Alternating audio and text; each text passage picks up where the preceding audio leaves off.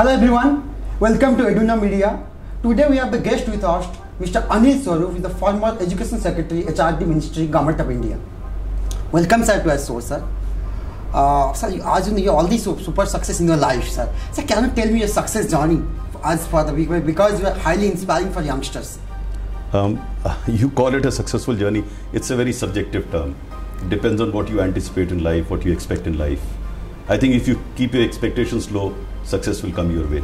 You have to work hard for it, but whatever comes your way. I was never very conscious about the final result in my life. I was more concerned about the process, the preparatory work, the preparation thereof. And I think it is the preparation that ultimately matters. We are in a country where but we don't really do that.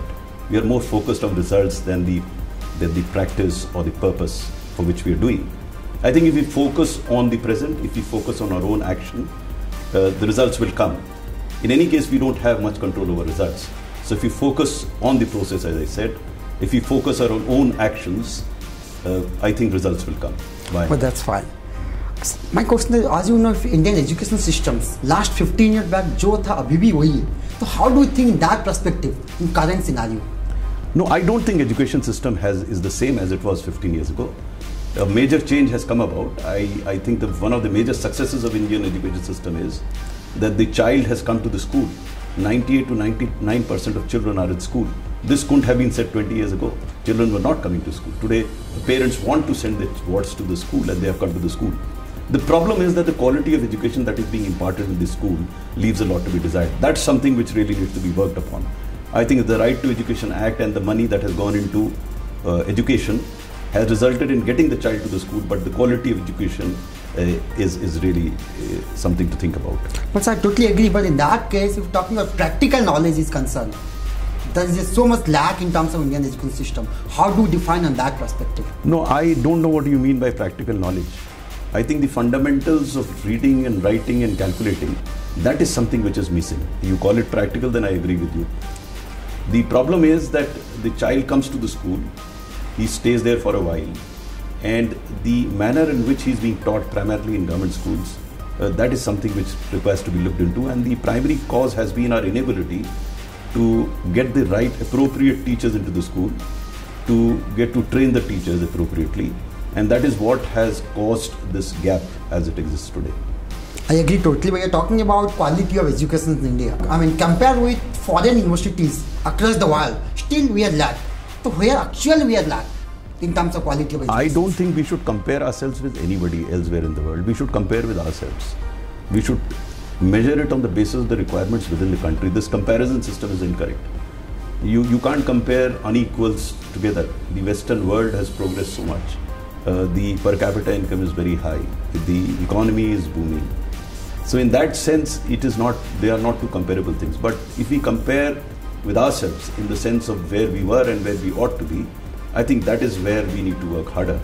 And that is why the quality of education, both in the school education as well as the secondary and higher education, leaves a lot to be desired. But the good news is that there are a large number of institutions, both in the higher education, like the IITs and the IIMs, as well as in the school education, like the Kendriya Vidyalaya and the Navodaya Vidyalaya, where good work is being done.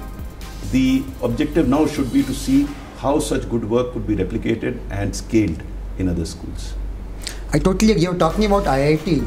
In India, almost 20 plus IITs are there. Still, new IIT are struggling to reach a certain benchmark in terms of quality is concerned. So how do you fill up the lack of quality, can say? Anywhere when you begin, there are teething problems. And so is the case with IITs. Though I did not handle that as a sector.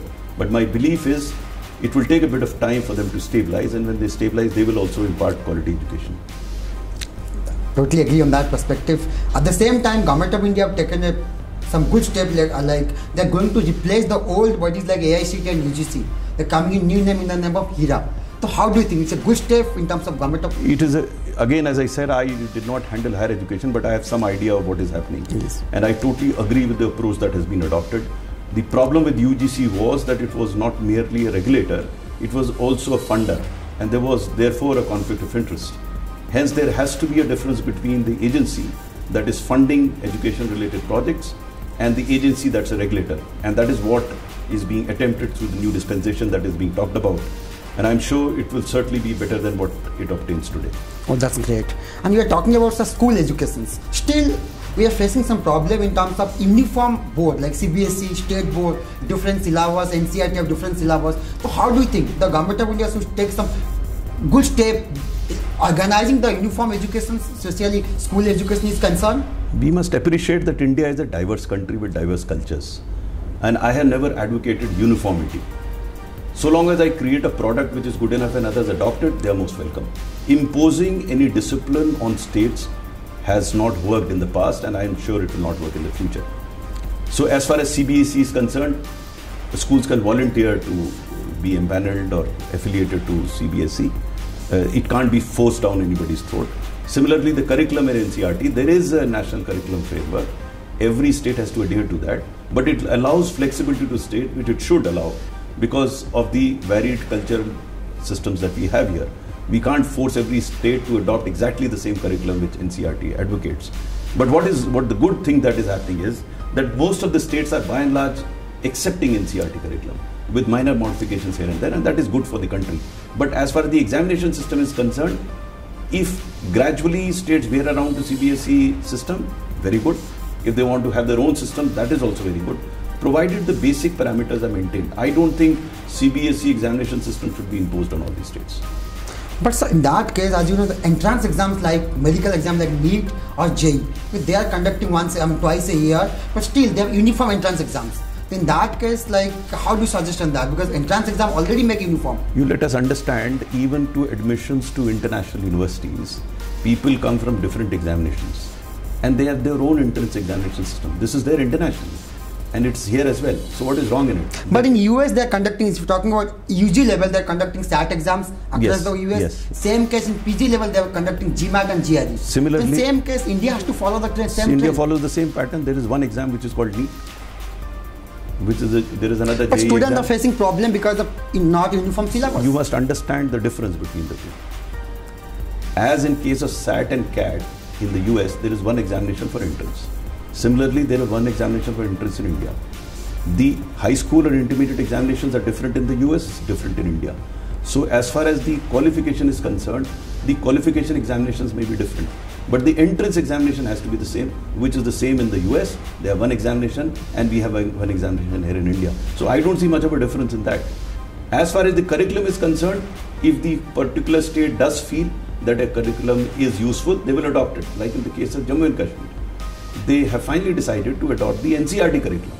Now you can't force the state to adopt an NCERT curriculum. It's for the states to take a call. We exist in a federal structure. And if we come up with a good module, I think states will adopt it. But forcing it down as it happened in case of Hindi, there's a lot of backlash and it creates more problem than otherwise. So one thing may be eminently desirable, but it may not be practical.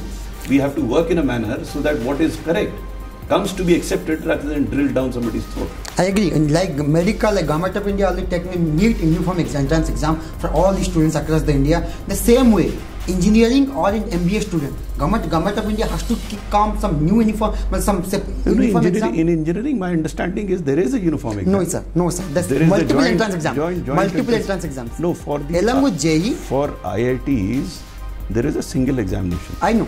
But for other private institutions, if they want to use this parameter, they can use it. So but they are not using. They may not be used. You see, again, we exist in a democracy. You and I sitting here in Delhi, I don't know whether you've been to Bastar, Sukma or any of these districts, you won't have. And this, you sit here in Delhi and pass a judgment, this is right. People live in those areas, let them take a call. We should be able to convince them.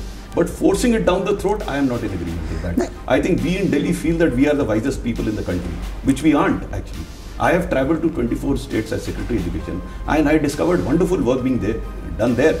And people sitting in Delhi who don't put their foot outside the Delhi say this is right, this is wrong, this is right, this is how it should be done.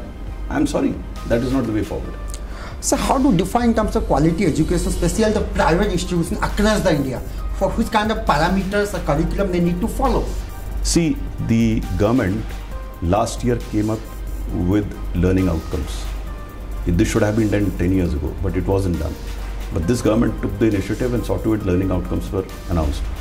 A national achievement survey was conducted for all government schools. It is hoped that this was the first national achievement survey of this scale. More than 20 lakh children were assessed.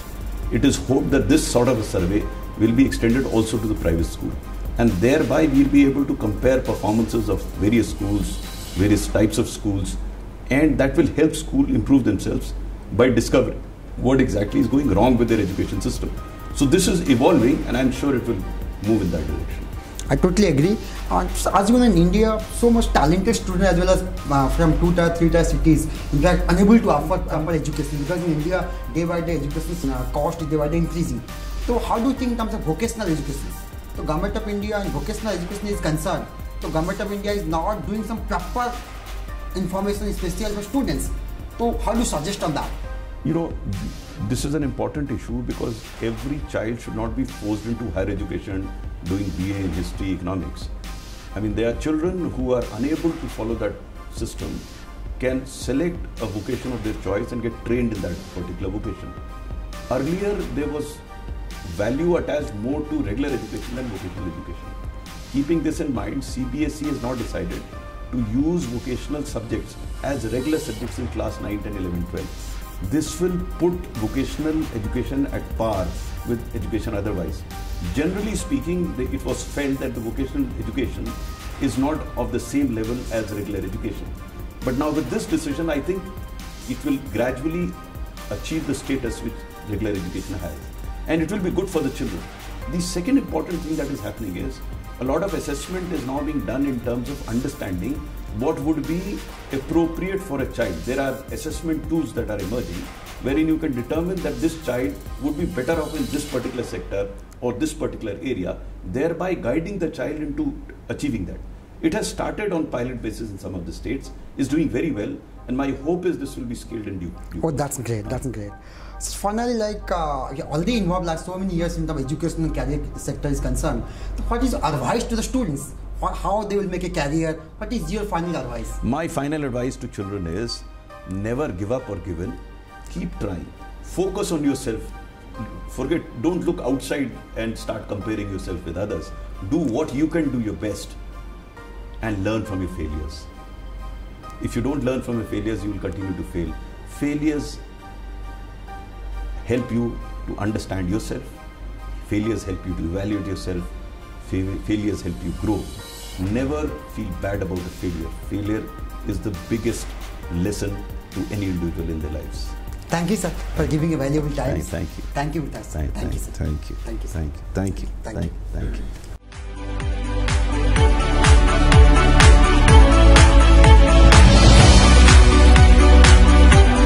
Kindly like, share and subscribe the channel. Press the bell icon.